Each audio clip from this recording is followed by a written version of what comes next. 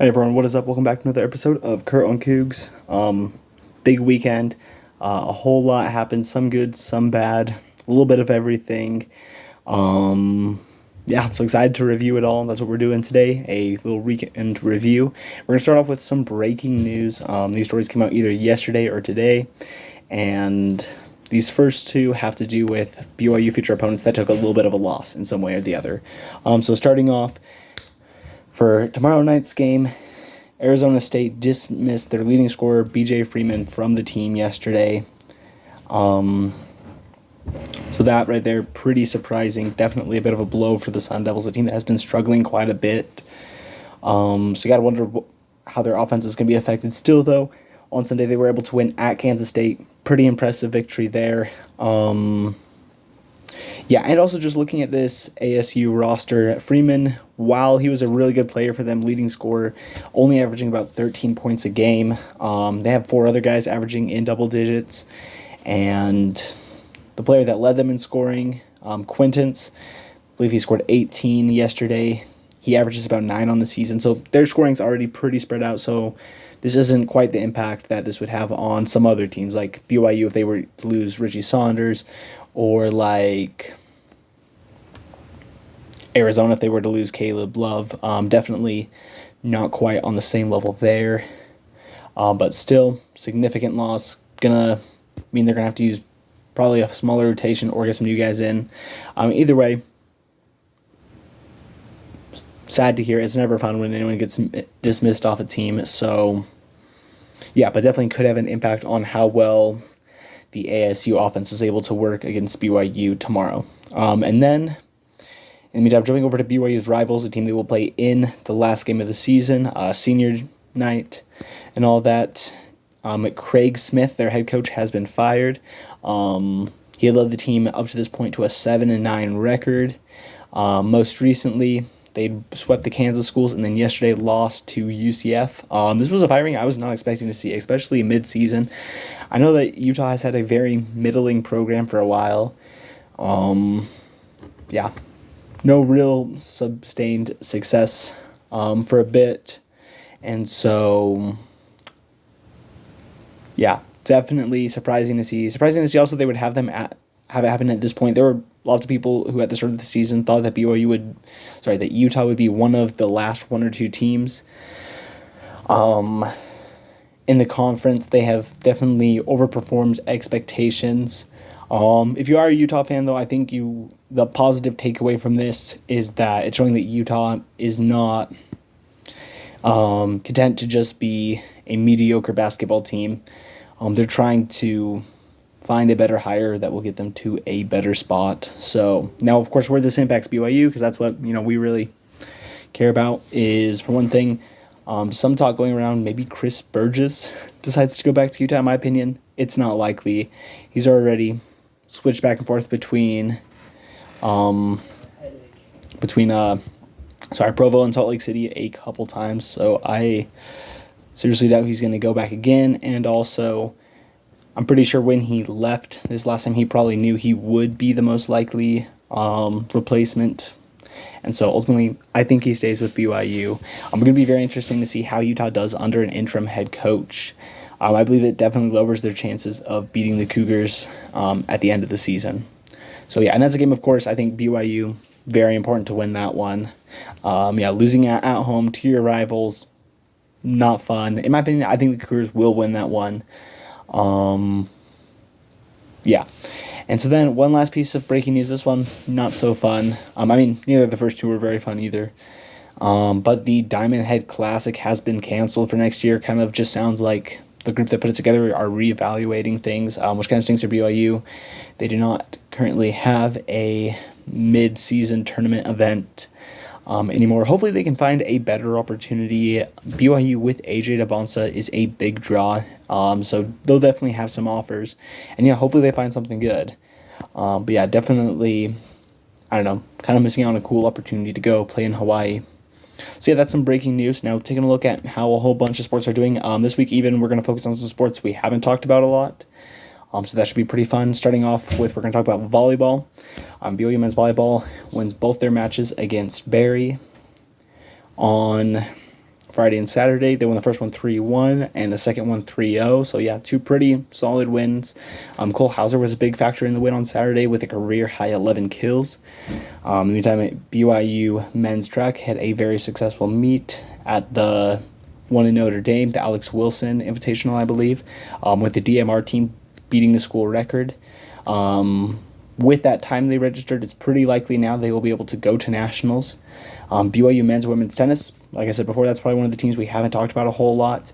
Both won their matchups on Saturday, with the men's team beating Idaho 7-0 and the women's team beating Fresno State 7-0. So two solid wins there for BYU tennis. And then BYU women's gymnastics ended up winning on the road over Iowa State with a final score of 95.9. So solid performance there. And then BYU baseball ends up winning the series against Cal State Northridge 2-1. They won the first two, lost the last one. Cooper Vest was named a Big 12 Player of the Week, so great for him. BYU women's softball wins 5-0 against Santa Barbara, and then lost 1-0 versus ranked Duke. Overall, though, pretty impressed they were able to stay so close. Duke is a pretty highly ranked team, so overall a solid week for both sets of Batcats. Now diving into BYU basketball. For BYU men's basketball, Saturday was a great day. They ended up winning that one 96-95, and this game was just amazing. Both offenses clicking all game. I felt like it was going to be whichever team was able to stay hot longer would end up winning, and the thing is, neither team really went cold at any point. It felt like they were just constantly trading baskets, with stops being pretty uncommon. And yeah, lots of high-flying offense and just a great game. And both teams looked really good, and ultimately the Cougars come out with a victory. Yeah, like I said, very good on offense. They shot over 55% from the floor, including 45 from three. Yeah, some really great contributions from Saunders, who, of course, came up clutch with the free throws at the end. And he ends up with 23 cannon catchings. He's been struggling a little recently, but in this game he ends up putting up 14, including hitting, I believe, three three-pointers. So he hit some big shots. Yegor Demon in this game did especially well at getting to the hoop. So those were all big factors. Probably the one factor really where BYU significantly fell behind Arizona was when it came to rebounding. Especially BYU allowed a whole lot of offensive rebounds to the Wildcats. Definitely something you would like to see cleaned up. Ultimately, Arizona is one of the best offensive rebounding teams in the country, so not totally unexpected there. Now, I know there was some controversy about that last call, and my opinion on it, when I first saw it, I thought it was pretty bad. But looking at better angles of it, it does seem highly arguable that it was a foul. There was a hip check. Now, was it enough to be called a foul? I think that's the real argument here. I don't totally know. I know as a BYU fan, I'm biased, so I see it and I say, okay, that seems like a pretty fair call. Overall, though, I think it could have gone either way. I can definitely see how you could say that wasn't a foul. Ultimately, though, at the end of the day, the truth is BYU outplayed Arizona, outshot them. Arizona, with some questionable calls early in the game of their own, definitely received a little bit of abuse. And who knows, maybe without those calls early on, BYU doesn't need that call later. So ultimately, there were bad calls both ways. At the same time, though, it was consistent, especially at the end. And so, yeah, great win for the Cougars out there. Some of the big moments in this one were Richie Saunders with that reverse lay-in late. Of course, the free throws, very clutch by him to hit those. Moat Mag and Kebakeda had some pretty big late scores. Pretty iconic play by Yegor Demon hitting the logo three.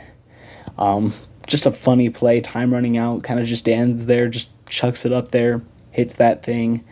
Yeah, so overall, a very impressive win for the Cougars, capping one of their best weeks in recent memory with that blowout over Kansas and then a road win at Arizona. They have now jumped up to being number 25 in the nation. Richie Saunders wins Big 12 Player of the Week. Just a fantastic, amazing week that has vaulted them into a really good spot for the NCAA tournament. So yeah, really excited about that. We'll go more into previewing this week's matchups tomorrow. But jumping over to BYU women's basketball, they did not have such a good weekend. Ultimately, they finished the week 0-2 as they lose in a frustrating one against ASU. This was a game where they were up 5 going into the final minute. Yeah, just some really tough stuff. Towards the end, they had a 2-point lead, missed a layup, couldn't get the rebound. And then Delaney Gibb, with a little bit of a freshman mistake, gets called for a reach-in on the ASU that sends them to the line with 12 seconds to go. They hit both free throws to send that thing to overtime. In overtime, Cougars just honestly really didn't show up. End up losing this one. End up getting outscored 14-2 in overtime, and the Cougars end up losing this one. That's a really tough loss, honestly. Probably the worst they've had since losing to Northern Colorado in non-conference play.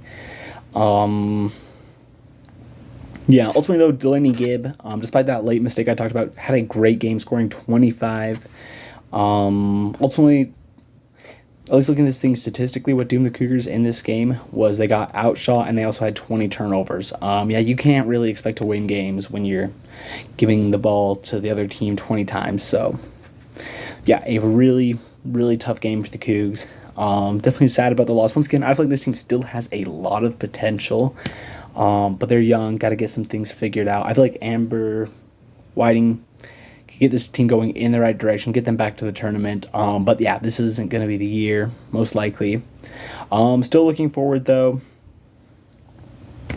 They still have a pretty decent shot to pass Kansas to finish 11th for the season, which would give them a better placement for the conference tournament and all of that. Kind of what that's going to come down to. Had they won against ASU on Saturday, this game would be pretty much being played for the honor of being the... This game would be directly being played for the 11th seed. But now with Kansas one game ahead, basically what this means is that if BYU wins, then in that case this weekend they need to either beat Utah or they need Kansas to lose their final game against a ranked Oklahoma State team. BYU also playing Utah on Saturday, final game of the regular season. Kind of crazy to think we're already to this point. And so, yeah, overall though, they win this game. Pretty likely they move up to that 11 seed. That's going to be senior night, so yeah, I would really love to see this team pull out at least one more victory in this regular season. And so yeah, that's a review of everything that went down this weekend. Really excited to see what happens this week. Yeah, go Cougs.